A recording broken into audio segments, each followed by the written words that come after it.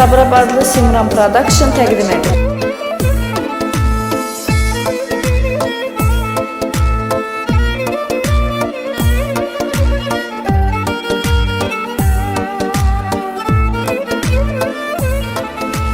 Etmemişem yad gününü, unutmuşam şad gününü. Təşqeyd ettin ad gününü, ömür günüm sənə qurban. Bağışla məni özümə, əzablar görə gözümə. Bu səhvi vurma üzümə, ömür günüm sənə qurban. Bağışla məni özümə, əzablar görə gözümə.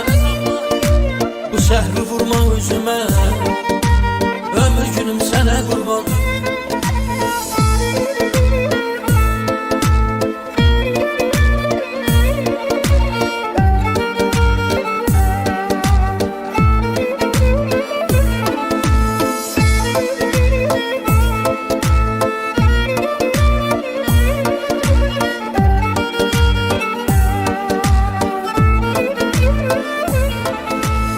Çiçək versəm eyləmərsən, sən də təbrik eyləmərsən.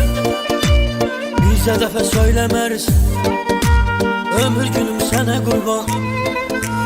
Bağışla məni özümə, əzablar görə gözümə. Bu səhvi vurma üzümə, ömür günüm sənə qurban. Bağışla məni özümə, əzablar görə gözümə. Bu səhvi vurma üzümə, ömür günüm sənə qurban.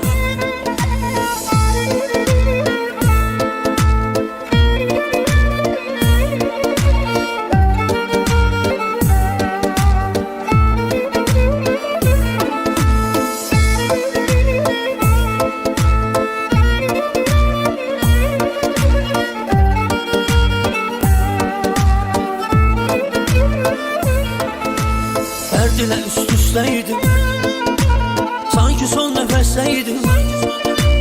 Məni bağışla xəstəydim, ömür günüm sənə qurban.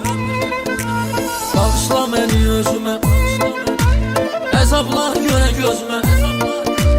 Bu səhvi vurma üzümə, ömür günüm sənə qurban. Bağışla məni özümə, əzablar görə gözümə. Bu səhvi vurma üzümə, ömür günüm sənə qurban.